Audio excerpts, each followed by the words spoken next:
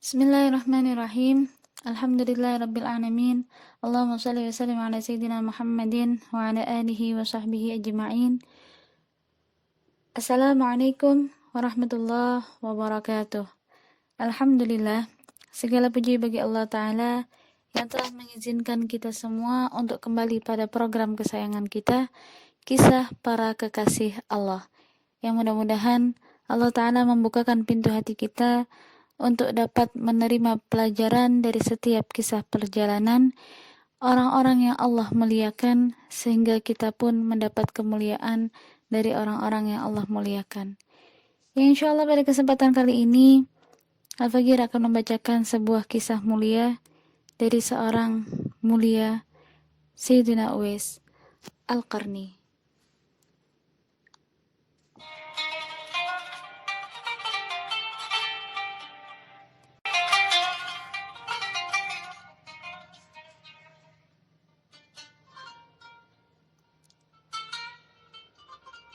Waktu itu aku di dalam perahu bersama para saudagar. Cerita seorang lelaki dalam sebuah kitab hikayat. Tiba-tiba angin kencang dan gulungan ombak menerpa. Perahu berguncang hebat. Kami diserang panik.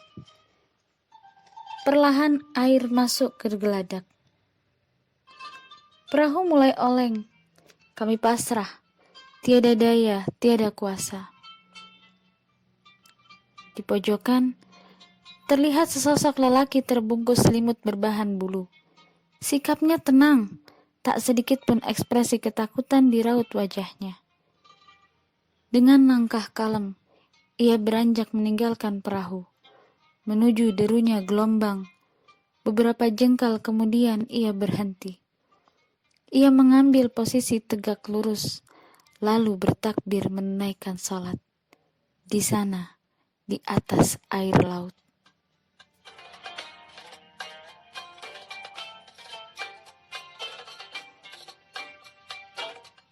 Tolonglah kami, wahai waliullah. Tolonglah kami, wahai waliullah. Teriak kami dalam keputusasaan.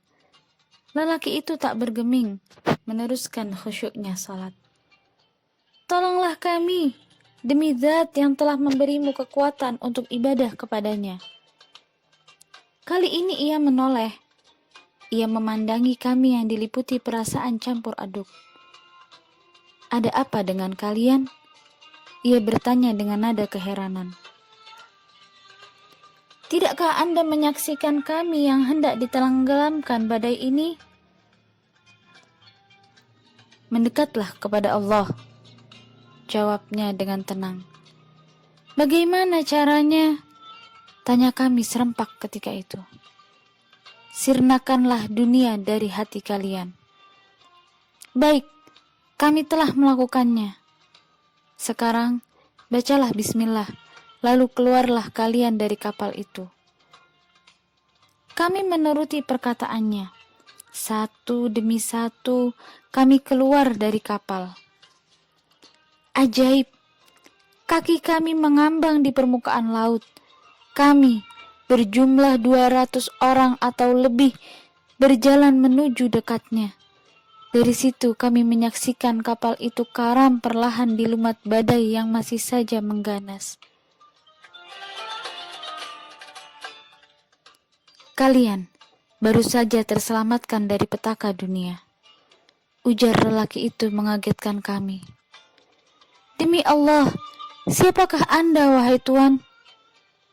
Aku Uwais Al-Qarni. Lirih kami menyambut jawaban beliau. Di kapal itu terdapat harta pemberian seorang dermawan Mesir untuk para fakir miskin Madinah. Bila Allah mengembalikan harta itu, akankah kalian membagikannya kepada mereka? Tentu, jawab kami serempak. Ia kemudian melaksanakan salat 2 rakaat. Selepas salam, bibirnya merapalkan doa-doa yang samar di telinga. Apa yang nampak oleh kami selanjutnya adalah pemandangan yang sukar dicerna logika. Kapal kami, yang setianya telah kandas, perlahan timbul kembali dari dasar laut.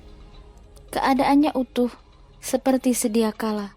Harta benda tak kurang sedikit pun. Kami bergegas naik lagi ke atas kapal. Sementara itu, sang lelaki arif telah menghilang dari pandangan kami. Entah kemana. Wallahu a'lam. Yang jelas, sesampainya di Madinah, kami melaksanakan pesannya, membagikan harta itu kepada para fakir miskin.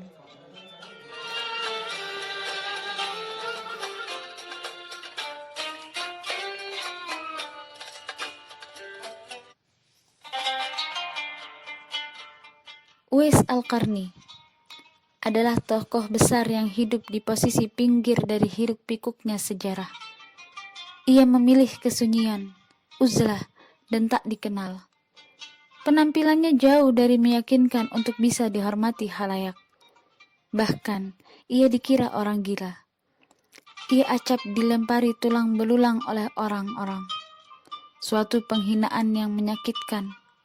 Namun, Uwais tabah, tak sedikit pun ia terpantik ke Sumat. Manusia mulia ini terlahir di negeri Yaman. Sejarah hidupnya adalah kisah tentang kebaktian seorang anak kepada ibu. Ia memang mencurahkan sebagian besar hidupnya untuk merawat ibundanya.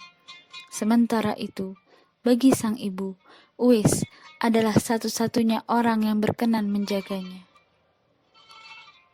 Dulu, Uwais menderita penyakit belang. Lalu, agar bisa selalu dekat dengan ibu terkasihnya, ia bermohon kepada Sang Ilahi. Ya Allah, sembuhkanlah aku dari penyakit ini dan sisakan sedikit saja agar dengannya aku bisa mengingat nikmat-Mu padaku. Doa itu diijabahi. Ia sembuh, tapi ada sedikit sisa seukuran 1 dirham di bawah pundak kirinya.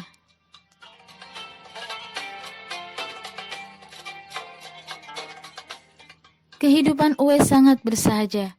Ia miskin dan papa. Sehari-hari ia mengais biji-biji kurma yang terserak di tanah, lalu menjualnya demi menyambung hidup.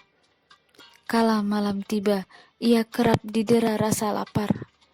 Karena itu ia pernah bermunajat, Ya Allah, aku memaklumkan uzur padamu bila ada orang mati kelaparan, sebab di rumahku tak ada makanan selain yang mengganjal perutku ini. Lelaki itu gemar beribadah. Ia tak kenal bosan mendekatkan diri kepada Allah Ta'ala. Selain itu, ia sangat mencintai Nabi Sallallahu Alaihi Wasallam. Kerinduannya kepada Rasul telah mencapai titik kulminasi. Ia ingin segera memandang wajah sang utusan yang memancarkan kesejukan ke seluruh jagat semesta itu. Akan tetapi sayang, ia tak bisa kemana-mana. Ia harus selalu di dekat ibundanya.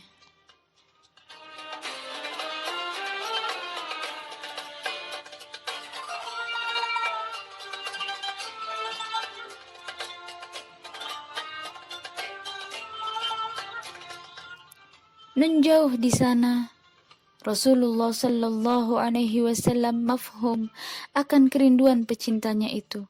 Di hadapan para sahabat beliau bersabda, sosok terbaik di antara tabi'in adalah lelaki bernama Uwais Al-Qarni.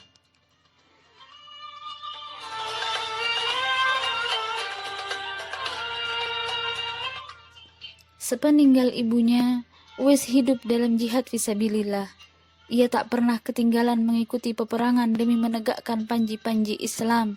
Di waktu malam telah senyap, ia senantiasa bangkit untuk bermesraan dengan Robnya. Di samping itu, ia juga getol menyuarakan amar ma'ruf nahi mungkar. Saking lurusnya ia beramar ma'ruf nahi mungkar, ia pun dijauhi orang-orang dekatnya. Ia bertutur, amar ma'ruf nahi mungkar membuat diriku tak memiliki teman. Setiap kali aku mengajak mereka menuju kebaikan dan menjauhi kebatilan, mereka mencelaku, mereka kompak memusuhiku atas sikap itu.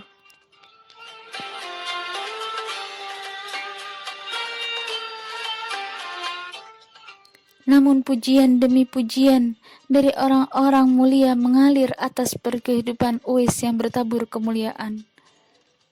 Baginda Nabi Sallallahu Alaihi Wasallam bersabda, sosok terbaik di antara tabi'in adalah lelaki bernama Uwais. Ia mempunyai seorang ibu yang selalu dipatuhinya. Di kulitnya terdapat sedikit belang berwarna putih. Mintalah ia agar beristighfar untuk kalian. Dalam sebuah hadis yang panjang diriwayatkan oleh Abu Hurairah radhiyallahu an, Rasulullah Sallallahu Alaihi Wasallam melukiskan karakteristik Uwais Al-Qarni dengan mendetail. Subhanallah, padahal tak sekalipun mereka pernah bersua. Di akhir hadis itu, beliau Sallallahu Alaihi Wasallam memberikan titah khusus kepada Sayyidina Umar bin Khattab dan Sayyidina Ali karamallahu wajhah. Wahai Umar dan Ali, bila kalian berdua bersua dengannya, mintalah istighfar darinya. Niscaya Allah akan mengampuni kalian berdua.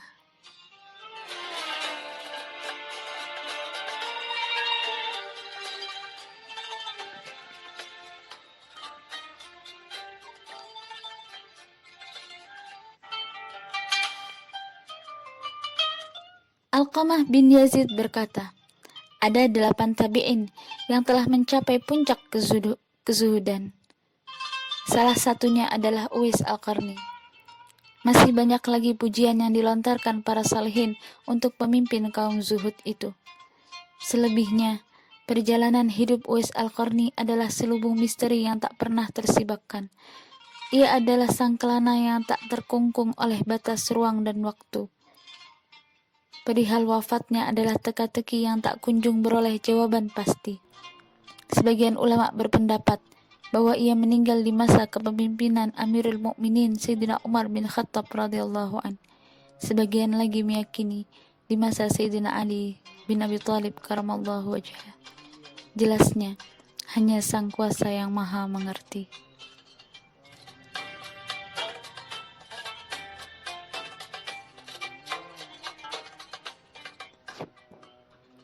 الفاتحة لسيدنا وحبيبنا وشفيعنا وقرة أعيننا محمد صلى الله عليه وسلم ثم إلى روح خصوصا سيدنا أويس القرني وأصوله وفروعه أن الله يتغشاهم برحمة والمغفرة ويعلي درجاتهم في الجنة وينفعنا بأسرارهم وأنوارهم وعلومهم ونفحاتهم وإمداداتهم وإشراقاتهم وقدسيتهم ونظراتهم ويجعلنا من حزبهم ويرزقنا محبتهم ويتوفنا على ملتهم ويشرنا في زمرتهم في خير ولطف وعافية. سر الفاتحة.